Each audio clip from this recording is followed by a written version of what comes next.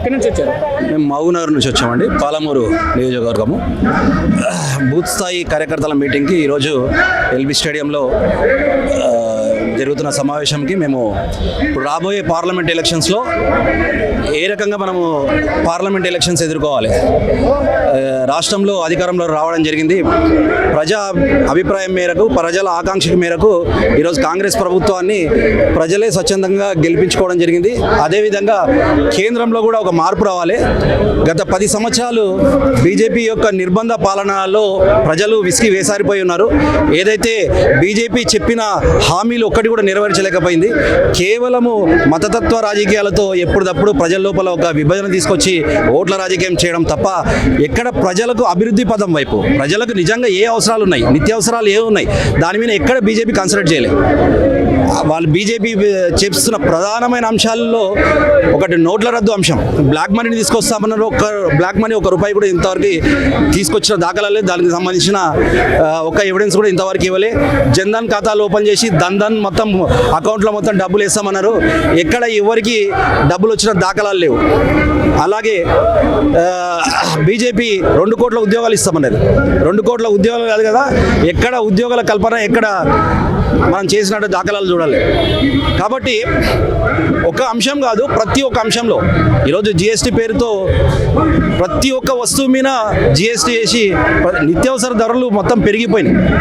ప్రజలు కేవలం ఏదైతే ఆకాంక్షల కోసం మా బతుకులు మారుతాయి, మా జీవితాలు బాగుపడతాయి అనే ఉద్దేశంతో అప్పుడు గత ప్రభుత్వాన్ని గెలిపించారు. కానీ ఎక్కడ ప్రజలకి కేవలం మతపరమైన విద్వేషాలు రెచ్చగొట్టి రాజకీయం చేసి గద్దెన కూర్చోవడం తప్ప ప్రజల అభివృద్ధి, ప్రజల ఆకాంక్ష, ప్రజల యొక్క నిత్య జీవితంలో వాళ్ళకి ఏ అవసరాలు ఉన్నది అనేది బీజేపీ ఎక్కడ దృష్టి పెట్టలేదు.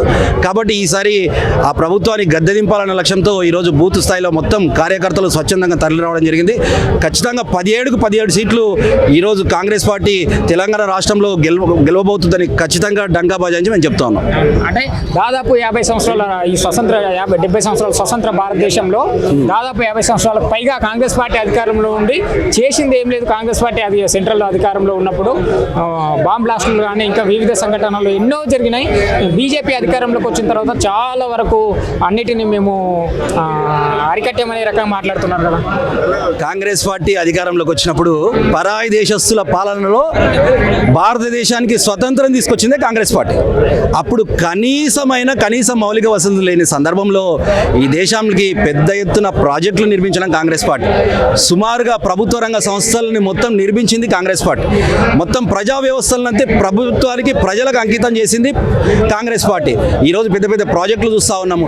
ఈరోజు విద్యుత్ రంగ సంస్థలు, ఇప్పుడు ప్రభుత్వము ప్రజలకు అండర్టేకింగ్లో ఉన్న ఎన్ని సంస్థలు అయితే ఉన్నాయో అవన్నీ కాంగ్రెస్ పార్టీ అప్పుడు అధికారంలోకి వచ్చిన తర్వాతనే నిర్మించిన సంస్థలు. ఇప్పుడు చూస్తుంటే అప్పుడు భూస్వాములు, పెత్తందారుల చేతిలో మొత్తం భూములు ఉండేది. సీలింగ్ యాక్ట్ తీసుకొచ్చి మొత్తం భూస్వాముల పెత్తందారి వ్యవస్థల్లో ఉన్న మొత్తము భూ సంస్కరణలు తీసుకొచ్చి పేదలకు భూములు పంచిపెట్టడం జరిగింది.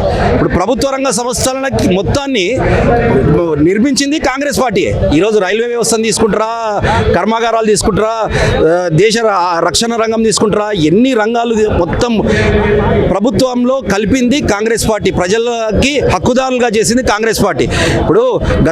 ఇప్పుడు బీజేపీ ప్రభుత్వం ఏం చెప్తా ఉంది, కేవలం మేము వచ్చినాకనే దేశము సుభిక్షంగా ఉంది, మేము వచ్చిన తర్వాత దేశానికి రక్షణ ఉందని చెప్తాం.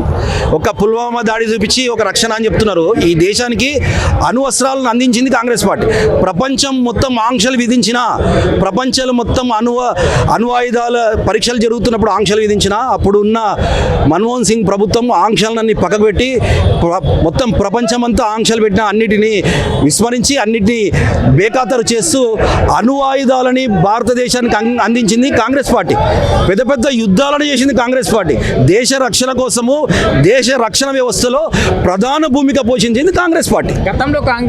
గతంలో భారతదేశం అయితేనే విదేశీ పర్యటనలకు వెళ్ళినప్పుడు కానీ కొన్ని సందర్భాల్లో కానీ భారతదేశం అంటేనే ఒక చిన్న చూపు ఉండేది. ఈరోజు ప్రపంచ దేశాలు భారతదేశం వైపు చూస్తున్నాయని అంటే అది బీజేపీ వల్లనే, నరేంద్ర మోడీ వల్లనే సాధ్యము. ఇప్పుడు ప్రపంచ దేశాలు దేశాలు మన దగ్గర ఏవైనా సందర్భాల్లో ఒప్పందాలకు కానీ మన సైడ్ వచ్చినప్పుడు ఈరోజు భారతదేశం వైపు చూస్తున్నాయని చెప్పి మాట్లాడుతున్నారు వాళ్ళు. భారతదేశం వైపు చూస్తున్నది ఏ రకంగా అంటే మోడీ ప్రభుత్వం ప్రపంచ పర్యటనలో చేసే ముఖ్య ఉద్దేశం ఏంటంటే ప్రపంచంలో ఫార్మా కంపెనీలు ప్రపంచం మొత్తం నిషేధించిన ఫార్మా కంపెనీలను మొత్తము ఇంపోర్ట్ చేస్తున్నారు భారతదేశం. ఆయన మొత్తం లాబింగ్ చేస్తుంది ఎక్కడంటే ఆయన మొత్తం సంస్కరణలు తీసుకొచ్చింది. ప్రపంచంలో పెట్టుబడులు ఏ రకమైన పెట్టుబడులు అంటే ప్రపంచంలో ఫార్మా కంపెనీలు మొత్తము ప్రపంచ దేశాలు బహిష్కరించినవి కొన్ని కంపెనీలు అనేవి. అలాంటి కంపెనీలకు ఇక్కడ ఇంపోర్ట్ చేయడానికి ఇక్కడ అత్యంత చీప్ లేబర్ దొరుకుతుంది, అత్యంత చీప్ భూమి దొరుకుతుంది.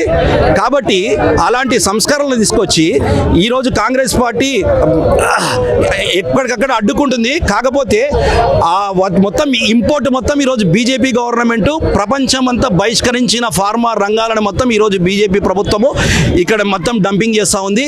ఈ భారతదేశాన్ని ఒక డంపింగ్ యార్డ్గా తయారు చేస్తుంది బీజేపీ ప్రభుత్వం.